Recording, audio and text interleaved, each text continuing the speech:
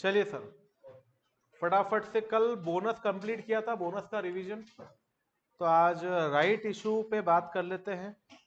उम्मीद करता हूं कि बोनस आप लोगों ने घर पे ट्राई किया होगा। अच्छा खासा कंटेंट था बोनस के अंदर, पर मैंने सबको समराइज करवा के नोट करवा दिया था आपको।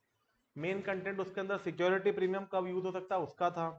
उसके बाद आप दो तरह के बोनस ला सकते हो, न्यू और एग्जिस्टिंग। तो न्यू वाले में आप कौन से रिजर्व यूज कर सकते हो, एग्जिस्टिंग वाले में कौन से रिजर्व, वो आपको मेनली पढ़ना था। ठीक है, तो उसके क्वेश्चंस भी हम लोगों ने यहाँ डिस्कस कर लिए थे। अब अगला कंटेंट क्या है सर, राइट इशू। अब राइट इशू क्या होता है, पहले तो इसका बैकग्राउंड समझ लो सभी लोग। यहां पर कोई फ्री में शेयर इशू नहीं हो रहा है। पहली बात, यहां पर जो भी शेयर इशू हो रहे हैं ना, इसके बदले आपको पैसे चुकाने हैं। पर अभी की तारीख में क्या होता है, जो लोग थोड़ा बहुत भी शेयर मार्केट में डीलिंग करते हैं, उनको पता है इस चीज का इंपॉर्टेंस जो मैं बोलने जा रहा हूं। कि कोई भी कंपनी का आईपीओ आता है, एफपीओ आता है, तो लोग कहते हैं कि यार ये शेयर हमको मिल जाए। क्योंकि वो पहले आपको ऑफर होता है प्राइमरी मार्केट में कंपनी टू शेयर होल्डर, फिर वो सेकेंडरी मार्केट में लिस्ट होता है। और आज की तारीख में जिस हिसाब से मार्केट चल रहा है ना, लिस्टिंग हमेशा ऊपर ही होती है, हमेशा हायर साइड पे लिस्टिंग होती है उसकी। तो लोगों को लगता है बढ़िया यार, जैसे अभी कटारिया इंडस्ट्री के शेयर आए थे, 90 रुपए मिले 96 में, और 199 पे लिस्ट हुए। लोगों ने बोला 3 दिन में पैसा डबल, 3 दिन में बेच दिया, हेरा फेरी टू। ठीक है, तो 3 दिन में बेच दिया उन्होंने, फिर तो ये पैसा कमा लिया उन्होंने। तो लोग चाहते हैं कि जब कंपनी से अलॉटमेंट होता है ना, तो हमको मिले। क्योंकि कंपनी का जो अलॉटमेंट होता है बाद में मार्केट में जनरली शेयर उससे ऊपर ही लिस्ट होता है, आज की तारीख में जो ट्रेंड चल रहा है उसके हिसाब से। इसीलिए लोग क्या करते हैं, जितने कंपनी के पब्लिक ऑफर था सबको अप्लाई कर देते लोग, लगते ही नहीं है लोगों के। कितने कितने टाइम्स तक ओवर सब्सक्राइब होते हैं। वहां पर अगर आपके पास अभी 3-4 दिन पहले एक टिप आया कि सर एक कंपनी है जिसका नवंबर में पब्लिक इशू आने वाला है, तो आप क्या करो, उसकी वो एक कंपनी में से डीमर्ज होके बन रही है, आप उसकी पेरेंट कंपनी का शेयर अभी खरीद लो। जो अभी आप आगे चल के पढ़ेंगे, जब एक कंपनी में से एक हिस्सा अलग होता है, तो जो इस कंपनी के शेयर होल्डर है ना, उनको उस कंपनी के भी शेयर्स मिल जाते हैं। तो आप उस कंपनी के एग्जिस्टिंग शेयर होल्डर बन जाओगे, नई वाली कंपनी के। और वो नई वाली कंपनी जब पब्लिक इशू लाएगी, तो आप एग्जिस्टिंग शेयर होल्डर हो उस कंपनी के। तो एग्जिस्टिंग शेयर होल्डर को एक राइट मिलता है कि जो भी नए शेयर इशू होंगे ना, कंपनी पहले आपको ऑफर करेगी। उसको बोलते हैं राइट इशू। समझ में आ रही है बात? तो राइट इशू का मतलब ये होता है कि सर अगर आप नए शेयर ला रहे हो, तो एग्जिस्टिंग ओनर्स को पहले ऑफर करो ना। नए ओनर्स को क्यों ऑफर कर रहे हो? कारण कि एग्जिस्टिंग ओनर्स को अगर आपने ऑफर नहीं करा, तो उनकी ओनरशिप डाइल्यूट हो जाएगी। मैं किसी कंपनी में 51% शेयर होल्ड करके बैठा हूं, और तुमने नए शेयर दूसरों को इशू कर दिए, तो मेरी ओनरशिप तो ऐसी खत्म हो गई। तो इसलिए पहले वो शेयर्स किसको ऑफर होने चाहिए? एग्जिस्टिंग शेयर होल्डर्स को। ये एग्जिस्टिंग शेयर होल्डर्स का एक राइट है, और उसी को क्या बोला जाता है? Right issue. कोई बोनस वोनस कुछ नहीं है इसके अंदर। इसकी अगर मैं अकाउंटिंग की बात करूं, तो शेयर इशू करने की अकाउंटिंग बिल्कुल सेम होती जैसे नॉर्मल शेयर की आपने अकाउंटिंग करी थी। अकाउंटिंग में कोई नई बात नहीं है। इसमें जो ये राइट आपको मिलता है ना, मैं आपको खाली बताना चाह रहा हूं, ये अधिकार जो आपको मिलता है, ये राइट भी मार्केट में बिकता है। अब मैं किसी कंपनी का शेयर होल्डर हूं ऑलरेडी, मुझे राइट मिला कि मैं इनके ये शेयर्स खरीद लूं। मैं नहीं खरीदना चाहता, तो मैं अपना ये राइट किसी नए शेयर होल्डर को बेच भी सकता हूं, और उससे पैसे ले लूंगा, बोलूंगा तू खरीद ले, तो वो खरीद लेगा। तो ये जो कॉन्सेप्ट होता है ना, इसका वैल्यूएशन करना, ये इस टॉपिक का मेन रिक्वायरमेंट है। शेयर इशू की एंट्री करने में कोई फर्क नहीं है सर। मैं आपको शेयर दे रहा हूं, आप मुझे कैश दे रहे हो, तो जो नॉर्मल एंट्री आप करते आ रहे थे issue of share for cash की, वही होगी यहां पर। ठीक है, तो आप समझिए यहां पर क्या होता है। एक एग्जाम्पल है आपके सामने, A B C 3 share holder, 10, 6, 4, total कितने हो गए? 20,000। अब मान लो इनकी शेयर होल्डिंग किस रेशियो में है, मान लो क्या दिख रही है आपको सामने, किस रेशियो में? 10:6:4। नया इशू कंपनी ला रही है 20,000 शेयर्स का। तो जो नया इशू हो रहा है ना 20,000 शेयर्स का, उस 20,000 शेयर्स को पहले आपको 10:6:4 में एग्जिस्टिंग शेयर होल्डर्स को, एबीसी को ऑफर करना पड़ेगा। कि आप लेना चाहते हो क्या, तो पहले आप ले लो। ऑब्जेक्टिव इनका बहुत क्लियर है कि नए इशू में भी आप अगर अपने रेशियो में शेयर ले लोगे, तो आपकी ओनरशिप उतने परसेंट मेंटेन रहेगी। तो हमारा ऑब्जेक्टिव आपकी ओनरशिप डाइल्यूट करना नहीं है, पर हमको पैसे की जरूरत है। आप दे दो तो आप ले लो, आप नहीं दोगे तो हम किसी और से ले लेंगे। तो पता है इस न्यू इशू में 20,000 शेयर्स के अंदर ए के पास कितने शेयर्स खरीदने का राइट है? देखो लिखा है ए का राइट कितना है। आप इस 20,000 को 10:6:4 में बांटो तो आपको मालूम पड़ेगा कि ए का राइट 10,000 शेयर्स का है, बी का राइट 6,000 शेयर्स का, सी का राइट 4,000 शेयर्स का। ले लो भैया शेयर्स। ए ने बोला मैं नहीं लेता, तो ए क्या कर सकता है? A can renounce this right to anyone else. Renounce करना मतलब ट्रांसफर करना, and can charge renouncement fee for it. Now that other person will have the right to apply for these 10,000 shares. और ये पब्लिक इशू आने के पहले हो जाता है, ये सब मामला खत्म होता है उसके बाद पब्लिक अप्लाई कर सकती है उस शेयर्स के लिए। तो आपको एक प्रेफरेंशियल राइट मिल रहा है कि नहीं मिल रहा है? तो आपको जो मेनली इस टॉपिक में पढ़ना ना वो रिनाउंसमेंट जो होता है, इसका वैल्यू कैसे निकालें, कितने रुपए में रिनाउंस करें, वो चीज आपको पढ़नी। लिखना है क्या? ये नोट कर लो, एग्जाम्पल अच्छा रहेगा आपके लिए।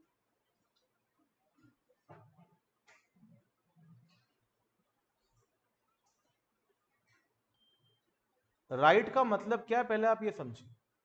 राइट का मतलब है कि आप लाइन में आगे खड़े, पीछे वाले ने बोला यार मेरे को आगे आ जाने दे, तू हट जा लाइन में से। आपने बोला 2 रुपए दे, हट जाऊंगा, मैं हट गया। अब लाइन में आप खड़े हो और अब आप कंपनी को पैसे दोगे 10 रुपए तो कंपनी आपको 1 शेयर देगी, 20 रुपए तो कंपनी आपको 2 शेयर देगी। 10,000 रुपए तक के शेयर्स, 10,000 के शेयर्स मतलब 10,000 शेयर्स का राइट था ना एक के पास। तो मेरा राइट आपको मिला तो मेरे को कितने का राइट था? 10,000 का। तो आपको कितने शेयर मिल जाएंगे? मैक्सिमम 10,000। वो 10,000 शेयर आपने ले लिए, उसके बाद आपको और शेयर चाहिए तो फिर पब्लिक के साथ आ। राइट इशू में तो इतना ही मिलता आपको। समझ में आई बात? तो लाइन में आगे लगने के अधिकार अगर आप किसी और को देना चाहते हो तो दे दो, उसके लिए उससे कुछ आप चार्जेस ले लेना। आप शेयर थोड़ी दे सकते हो उसको, शेयर्स तो कंपनी देगी ना। क्या ये बात समझ में आ रही है? आप तो केवल लाइन में उसको आगे लगा रहे हो। क्या ये बात समझ में आ रही है अपने को? पहले मिल जाएंगे आपको शेयर्स। चलो आ जाओ। अब देखो आपको जो अगली चीज सीखनी है वो ये लिखो formula, value of right.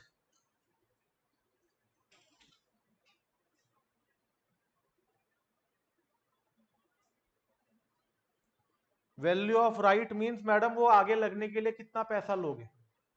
Charges for रिनाउंसमेंट को यहां पर क्या बोला जाता है? Value of right. Value of right is equals to cum right value of share minus ex right value of share. पहले लिखो तो सही, फिर बताता हूं क्या होता है। Cum right value of share minus ex right value of share.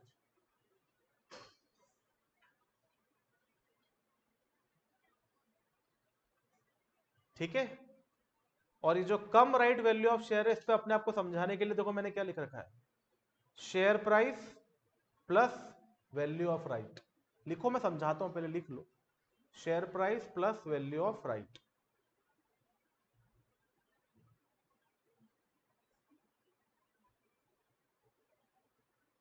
और ये ex right value of share का मतलब होता है शेयर प्राइस।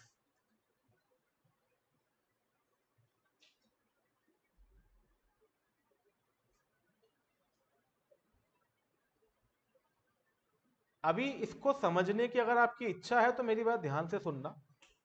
बिना समझे भी आपका एग्जाम का काम तो हो जाएगा ये फॉर्मूला याद करके, पर कॉन्सेप्ट समझना हमारी रिक्वायरमेंट रहती है किसी भी चीज की, इसलिए अपन समझेंगे।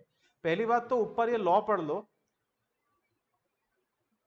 However, if they do not desire to subscribe these shares, they are even given the right to renounce it। ये लिखा हुआ है। मतलब ऊपर बताया है इन्होंने कि आपको ये शेयर, मैं ऊपर की पॉइंट नहीं पढ़ रहा हूं, मैं आपको ब्रीफ कर देता हूं। राइट दिया, आप चाहो तो शेयर्स खरीद लो, अगर आप नहीं खरीदना चाहते तो आप इस राइट को रिनाउंस कर दो in favour of someone else. पर ब्रैकेट में क्या लिखा है जो मैंने ग्रीन मार्क कर रखा है, unless the articles of the company prohibits to such a right renouncement. मतलब अगर आर्टिकल्स ऑफ एसोसिएशन में लिखा है कि आप अपना राइट किसी को रिनाउंस नहीं कर सकते तो फिर नहीं कर सकते, फिर किसी और को आपकी जगह लाइन में खड़ा नहीं कर सकते। मतलब किसी और को पैसे देकर, अगर पैसे लेकर अगर आप खड़ा करना चाहते हो तो in that situation articles of association में उसके लिए रिस्ट्रिक्शन, प्रोहिबिशन नहीं होना चाहिए। ये थियरी के लिए बता दिया मैंने आपको। अब जो फॉर्मूला है वो क्या कहता है पता है? अब फॉर्मूला को समझते आइए। इनका कहना है सर लाइन में लगने के लिए सामने वाले को कितना पैसा देना पड़ेगा आपकी जगह पर, तो हमने उसको बोला वैल्यू ऑफ राइट। क्या बोला? Value of right. अब जैसे मैंने अभी अभी आपको बताया ना कि वो एक कंपनी नया पब्लिक इशू लाने वाली है, तो हमको ये शेयर ब्रोकर ने बोला कि आप अभी उस कंपनी के शेयर्स खरीद लो, जो पुराने वाले शेयर थे वो किसी और से। उससे आपको फायदा क्या मिलेगा कि जब उस कंपनी का नया इशू आएगा तो आप बन जाओगे एग्जिस्टिंग शेयर होल्डर, तो कंपनी पहले वो ऑफर किसको करेगी? आपको करेगी। तो बोलो आपको फायदा मिल जाएगा ना। नहीं खरीदते हो तो बाद में किसी और से लाइन में लगने के लिए आपको पैसे देकर खरीदना पड़ेगा, तो इससे बेहतर है आज शेयर ही खरीद लो। पहले बताओ बात समझ में आई? तो सर आप तो खरीद लोगे, बेचने वाला बेवकूफ है क्या? ये पूरी कहानी आपको पता, उसको नहीं पता होगी क्या? वो पता है क्या बोलेगा आपको? वो बोलेगा साहब शेयर कितने रुपए का है मार्केट में, मैं इसमें 10 रुपए आपसे जोड़ कर लूंगा। ये शेयर जैसे ही कंपनी का अनाउंसमेंट आता है कि हम पब्लिक इशू लाने वाले हैं 2 महीने 3 महीने में, वैसे ही मार्केट में उस शेयर के भाव बढ़ जाते हैं। क्योंकि अब जो भी उस शेयर को खरीदने आएगा ना, उसको शेयर के प्राइस के साथ साथ रिनाउंसमेंट चार्जेस भी देने पड़ेंगे। क्योंकि हमको पता है तुम ये शेयर खरीदने क्यों आए, ताकि तुम भविष्य में जब पब्लिक ऑफर आए तो तुम आगे खड़े रहो, और तुम चाहो तो शेयर खरीदो, चाहो तो तुम किसी और को ये राइट बेच दो। तो हम बेवकूफ नहीं है जो शेयर होल्डर हैं, अभी हमें पता है ये कहानी, इसलिए हम शेयर तुमको शेयर प्राइस पे नहीं देंगे, उसके अंदर राइट का भी एक कंटेंट एड ऑन करेंगे और फिर तुमको देंगे। तो जैसे ही अनाउंसमेंट आता है ना, तो मार्केट में जो शेयर है वो पता है क्या हो जाता है?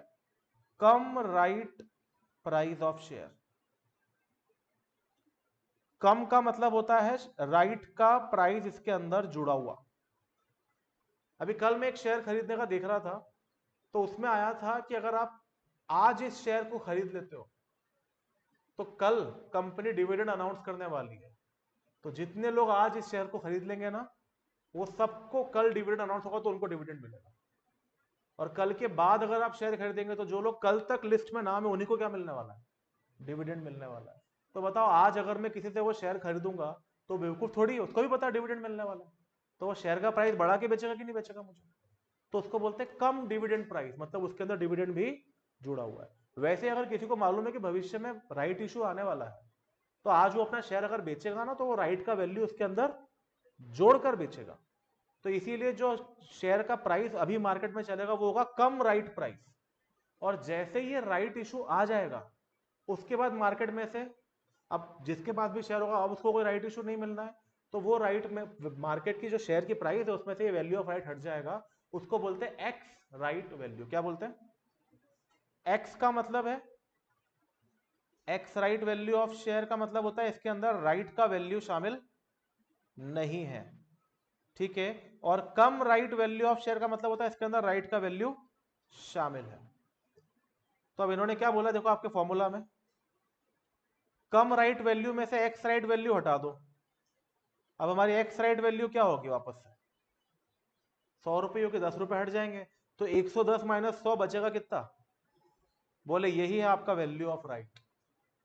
मार्केट में से कम राइट शेयर की प्राइस उठाओ और बाद में एक्स राइट शेयर की प्राइस उठाओ, और दोनों का जो डिफरेंस है वो बेसिकली क्या है? आपका वैल्यू ऑफ राइट। क्योंकि सामने वाले ने शेयर का प्राइस बढ़ाया ही इसलिए था कि राइट इशू आने वाला था, तो राइट इशू जाने के बाद जो प्राइस थी और राइट इशू आने के पहले जो प्राइस थी, उन दोनों का जो डिफरेंस है वही आपके लिए क्या होता है? Value of right.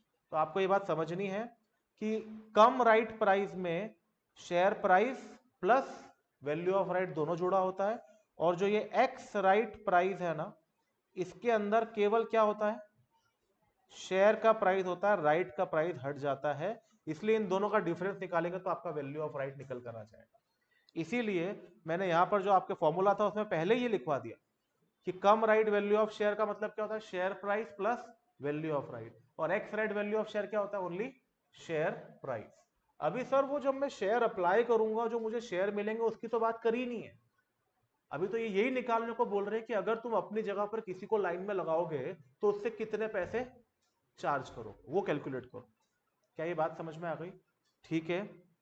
Example number 2 आप होमवर्क में पढ़ना, और इसकी थोड़ी थियरी वगैरह भी अभी मैं डिस्कस नहीं कर रहा हूं, आप तो सीधा आ जाइए क्वेश्चन पर। इसकी थियरी पढ़नी चाहिए सर, मैं पढ़ने को मना नहीं कर रहा हूं, बट अभी we are running short of time, तो मैं पहले क्वेश्चन पे आना चाहता हूं आपके साथ।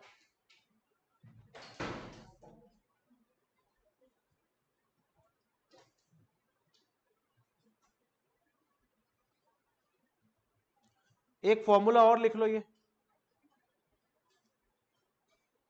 Book value of a share क्या होता है, लिख लो फॉर्मूला, ये भी काम आएगा। Book value of a share is equals to net worth as per books divided by number of shares. Book value of a share is equals to net worth as per books divided by number of shares.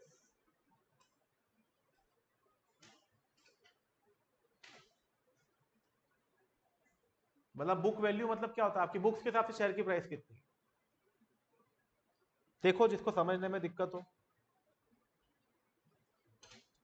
अगर आप ये balance sheet देखेंगे तो इस balance sheet के हिसाब से अगर आपको शेयर्स की बुक वैल्यू निकालनी है तो आप क्या करेंगे पता है, ये जो मैं अभी ग्रीन मार्क कर रहा हूं, मुझे ये चाहिए, मैं इनका टोटल निकालूंगा divide by number of shares, यही है मेरे शेयर्स की बुक वैल्यू। क्योंकि शेयर होल्डर्स का अधिकार केवल शेयर कैपिटल में नहीं होता है, रिजर्व एंड सरप्लस में भी उनका अधिकार होता है। रिजर्व एंड सरप्लस के मालिक कौन, शेयर होल्डर। तो बुक्स के हिसाब से अगर वैल्यू निकालनी है तो ये 1 लाख प्लस 1 लाख 2 लाख जोड़ो और divide by number of shares कर दो। नंबर ऑफ शेयर्स कितने हैं, 10,000, तो आपकी बुक वैल्यू पर शेयर आ जाएगी। अब ये 1 लाख और 1 लाख 2 लाख निकालने का एक तरीका और है, आप total of assets minus external liability, non current asset plus current asset minus non current liability minus current liability कर दोगे तो भी आ जाएगा। तो ये जो आप निकालोगे इसको बोलते हैं क्या, नेट वर्थ, या क्या बोलते हैं, नेट एसेट। तो उसको डिवाइड कर दोगे by the number of shares तो आपकी आ जाएगी बुक वैल्यू पर शेयर। ठीक है, तो नेट वर्थ का फॉर्मूला लिख लो सर। छोटा फॉर्मूला तो ये है सर, देखो नेट वर्थ का लिख लो, दो तरीके से निकल सकता है net worth, share capital plus reserve and surplus. एक minute, share capital plus reserve and surplus लिख के रुकना, नीचे वाला मत लिखना, अभी मैं कुछ बताना चाहता हूं। Share capital plus reserve and surplus लिखा, इसको एक्सप्लोर करके ऐसा लिखो, नेटवर्थ के फॉर्मूला को, बहुत छोटा फॉर्मूला था, अगर ज्यादा डिटेलिंग मिलती है तो ये formula, share capital plus reserve and surplus bracket में लिखो excluding revaluation reserve, excluding revaluation reserve, minus कर दो accumulated losses,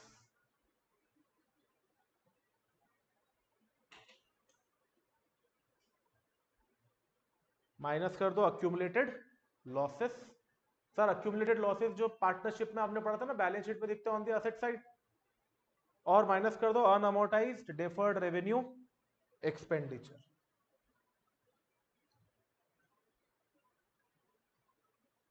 अनअमोर्टाइज्ड deferred revenue expenditure.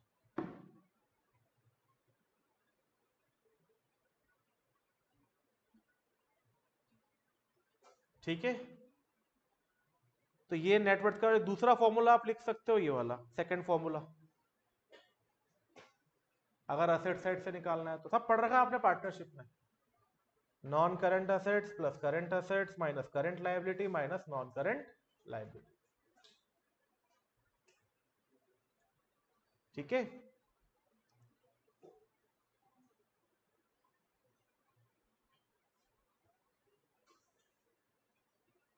Non current asset plus current asset minus current liability minus non current liability.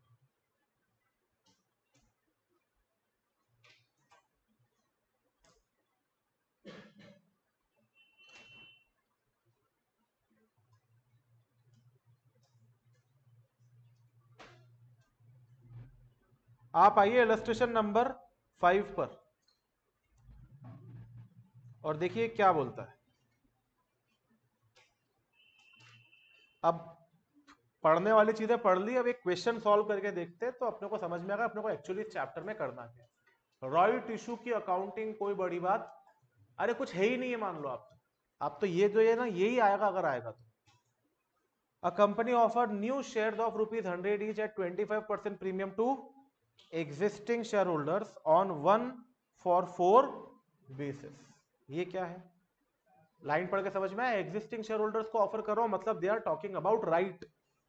तो right issue आ रहा है 1 for 4 basis, मतलब अगर आप 4 शेयर होल्ड करते हो तो आपको 1 शेयर खरीदने का राइट दे रहे हैं। ये हम लोग ने रेशियो निकाला, और आप उसको 25% प्रीमियम पे उनको इशू कर रहे हो, 100 रुपए वाला शेयर 125 में। और मार्केट में जैसे ही अनाउंसमेंट आया कि आपका पब्लिक इशू आने वाला है, तो आपके शेयर का cum right market price, cum right मतलब इसके अंदर वैल्यू ऑफ राइट भी शामिल है, cum right market price of a share कितना हो गया, 150। Calculate the value of right and what should be the ex right market price of a share. अब हम फंस गए सर, हमने समझा था फॉर्मूला, कम राइट में से एक्स राइट माइनस कर दो तो वैल्यू ऑफ राइट आ जाएगा। तो तुम हमको एक्स राइट दे देते तो मैं कम में से एक्स को माइनस कर लेता, तो वैल्यू ऑफ राइट निकल के जाता। तुमने हमको वैल्यू ऑफ राइट भी नहीं दिया, हमको एक्स राइट भी नहीं दिया, खाली कम राइट दे दिया, बोले दोनों निकालो। तो कैसे निकालें? तो आइए समझते हैं। आप सबसे पहले तो ये लिखो, x right value of share कैसे निकलेगा, उसका फॉर्मूला। मेन कंटेंट ये है सब, सबको लिखना चाहिए। Ex right value of share is equals to cum right value of existing shares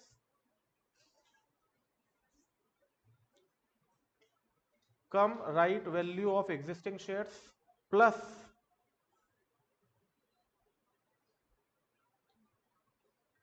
right issue price plus right issue price into number of right shares.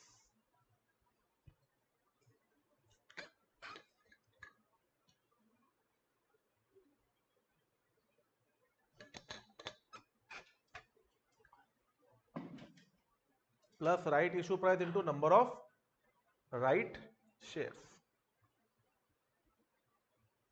और इस पूरे को निकालकर divided by number of total new shares,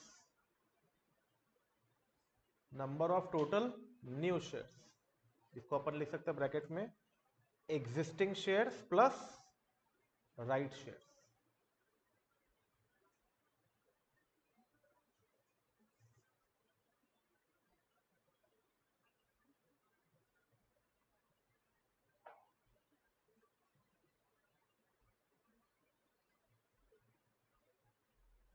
existing share plus right share, आप पहले निकालो, मैं समझाता हूं ये हुआ क्या। अभी मैंने समझाया तो कुछ भी नहीं, आप खाली फॉर्मूला लिखा है ना। आप इसको पहले ये देख लो कि अगर मान लो आपको कुछ भी समझ में नहीं आया पर आपको फॉर्मूला याद है, तो क्या आप इस फॉर्मूला को अप्लाई कर पा रहे हो, आप पहले ये चेक करो। इसके बाद मैं इसको पूरा समझाता हूं यहाँ पे हुआ क्या। ढूंढो क्वेश्चन में से data, come right value of existing share कितना, 150 रुपए है ना, 150 रुपए।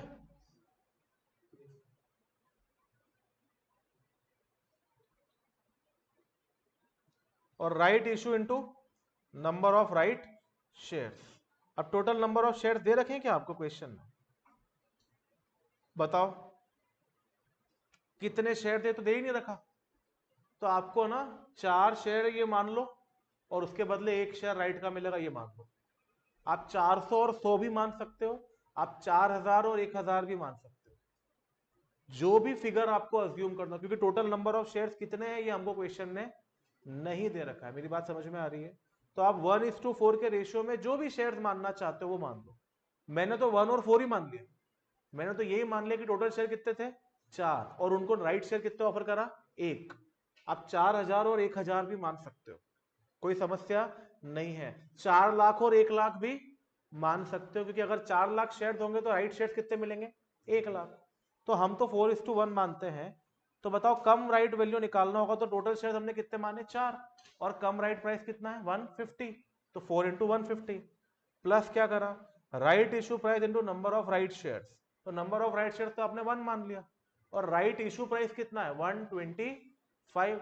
राइट इशू कितने में ला दो, प्रीमियम 25% तो 125, और टोटल नंबर ऑफ शेयर्स कितने हो जाएंगे, तो बोले एग्जिस्टिंग शेयर आपने कितने माने थे 4, नए शेयर कितना 1, टोटल नंबर ऑफ शेयर 5 हो गए। अभी सुनना ध्यान से, तुमने अगर 4000 और 1000 लिया होता तो वहां पर 4000 और 1000 जोड़ते, 4 लाख और 1 लाख लिया होता तो वहां पर 4 लाख और 1 लाख जोड़ते, कोई फर्क नहीं पड़ता, क्योंकि हम जो वैल्यू निकाल रहे हैं वो पर शेयर में निकाल रहे हैं।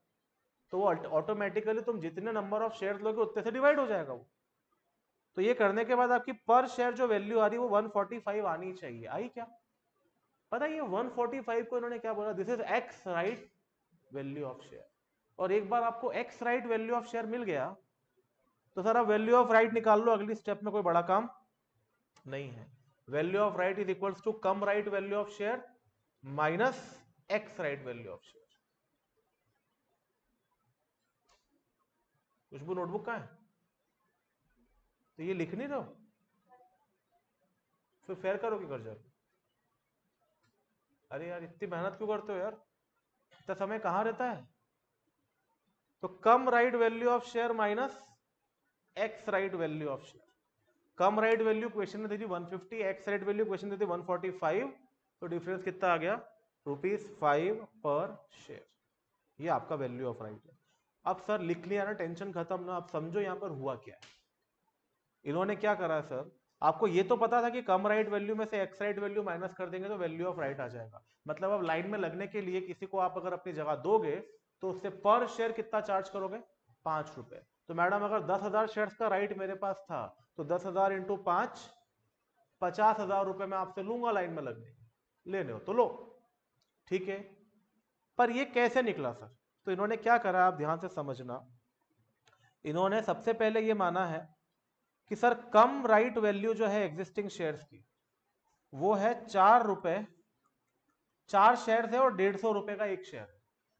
जैसे ही हमने अनाउंस करा कि हमारा पब्लिक इशू आने वाला है, हमारे शेयर जो 4 शेयर्स थे एग्जिस्टिंग, उनके भाव मार्केट में कितने हो गए? ₹150। तो हम कुछ नहीं कर रहे हैं, हम जब राइट इशू लाएंगे ना उसके बाद का नेटवर्थ निकाल रहे हैं। तो अभी 4 तो ₹150 वाले है ही आपके। अब आप जो नया शेयर इशू करोगे वो कितने का इशू करोगे? एक का, उससे सामने वाले से पैसे कितने लोगे? 125। तो आपकी टोटल मार्केट कैपिटलाइजेशन कितना हो जाएगा? मार्केट कैपिटलाइजेशन मतलब नंबर ऑफ शेयर 4 और 1 5, जिसमें से 4 शेयर 150 के भाव के और 1 शेयर 125 का भाव का। तो नंबर ऑफ शेयर इंटू उनकी प्राइस से मल्टीप्लाई कर दिया हमने। हमारे 4 शेयर ₹150 के मिल रहे हैं और हमारा 1 शेयर ₹125 का मिल रहा है। तो बताओ total number of share into share price आपका कितना आता है? जो भी आ रहा है। और ये जो पूरा वैल्यू है एवरेज बेसिस पर हमने निकाला कि ये कितने शेयर्स के लिए है? 5 शेयर्स के लिए। हम एवरेज प्राइस निकाल रहे हैं, समझना मेरी बात को। एवरेज प्राइस क्या होता है? आपके दो तरह के शेयर है सर, एक मार्केट में ₹150 का है और एक मार्केट में 125 का आने वाला है। ठीक है, तो 4 शेयर ₹150 के और एक शेयर ₹125 का। तो मुझे बताओ इसका वेटेड एवरेज प्राइस कितना आएगा? सर जो वेटेड एवरेज प्राइस है ना वही आपका एक्स राइट प्राइस है। सुनना मेरी बात ध्यान से, देखो ध्यान से, ये है आपका प्राइस। 4 शेयर का प्राइस कितना है? 150 और एक का कितना? 125। और ये है आपकी क्वांटिटी, तो इनको मैं कह देता हूं क्या? वेट। तो जरा मुझे वेटेड एवरेज प्राइस निकाल के बताओ। तो पहले क्या निकालोगे आप? प्रोडक्ट निकालोगे कि नहीं निकालोगे? इसको इसको क्या करोगे? मल्टीप्लाई करो। 150 इंटू 4 कितना होता है? 600। और ये कितना होता है? 125। टोटल कितना आ गया? और वेटेड एवरेज प्राइस का फॉर्मूला क्या होता है? इन्वेंट्री वाले चैप्टर में पढ़ा है, और नहीं तो 12th में गुडविल में भी पढ़ा होगा। Weighted average price total of product divided by total of weight. तो टोटल ऑफ प्रोडक्ट कितना है और टोटल ऑफ वेट कितना है? ये वेट आ गया 5, तो कितना आया? 145 आया। तो आप उस फॉर्मूला को देखकर घबराओ मत, उस फॉर्मूला में हम कुछ नहीं कर रहे हैं। उस फॉर्मूला में हम केवल वेटेड एवरेज प्राइस निकाल रहे हैं उस शेयर का, वो भी अंदाजन, एस्टिमेटेड। मैं ये नहीं कह रहा कि एग्जैक्टली सही बताएगा, बट एक एस्टिमेट लगा रहे हैं हम कि जब शेयर इशू कर चुके होंगे, राइट इशू ला चुके होंगे, तब हमारा शेयर उसके बाद 145 का हो जाएगा मार्केट में। ये हमने एक वेटेड एवरेज प्राइस निकाला। तो अब इस वेटेड एवरेज के लिए उन्होंने पता है क्या करा? बोले value of number of share into come right price, cum right value of existing share plus right issue का वैल्यू, उनको टोटल लगाकर जोड़ा तो 725 आया। बोले divide by existing shares plus new share. कुछ नहीं है सर, राइट इशू आने के बाद का हमारा वेटेड एवरेज प्राइस है। उस वेटेड एवरेज प्राइस को हम लोग क्या बोलते हैं? X right price. स्टैटिस्टिक्स की भाषा में ये है आपकी एक्स सीरीज, ये है आपकी एफ सीरीज और ये है एफ एक्स। और हमने निकाल दिया मीन। वेटेड एवरेज का मतलब होता है मीन, ऐसे निकलता है एक्स बार, तो summation F x upon summation F, that's it. Estimation है सर, पर ठीक है। तो क्या अब आप इसको वर्कआउट कर पाएंगे? ठीक है, मैंने अभी पूरा नहीं खत्म करा है, बचा हुआ अगले लेक्चर में कवर कर लूंगा। पर आप ये इलस्ट्रेशन नंबर 5 को एक बार घर जाकर दोबारा सॉल्व करना। और मेरी बात अगर आप मानो, अकाउंटिंग फॉर राइट इशू के लिए अगर मैं आपसे कह दूं, कोई फर्क नहीं है सर। अगर ऊपर वाले क्वेश्चन की मैं आपको अकाउंटिंग बताऊं ना, एक शेयर की, जब व्यक्ति वो एक शेयर राइट इशू में खरीदेगा, तो वो एक शेयर की एंट्री होगी bank to equity share application 125, equity share application 125 to share capital to 100 to security premium 25। कुछ अलग नहीं है, जैसा नॉर्मल शेयर इशू होता है वैसी एंट्री होगी। बोनस तो फ्री में इशू हो रहा था, इसलिए वहां अकाउंटिंग में डिफरेंस था, यहाँ थोड़ी फ्री में इशू हो रहा है। ठीक है, क्या ये बात समझ में आई? उसके अलावा मेरे हिसाब से राइट इशू में आपको और कोई चीज ज्यादा परेशान नहीं करेगी। ठीक है, तो आप इसके क्वेश्चन सॉल्व कर लीजिए, और इसके अलावा इसकी थियरी जरूर एक बार रीड करना, उसमें कोई तकलीफ आए तो मुझसे बात करना। और एक और चीज, जितने एग्जाम्पल्स इस राइट इशू के बीच में आ रहे हैं, उन सारे एग्जाम्पल्स को आपको एक बार रेफर कर लेना चाहिए। जनवरी वाले बच्चों को तो एक बार और पढ़ाया जाएगा, पर सितंबर वाले बच्चे इन चीजों को एक बार खुद से रेफर कर देंगे, क्योंकि आप लोगों को पहले पढ़ा चुका हूं, तो आप लोगों के लिए एक रिवीजन था। Thank you.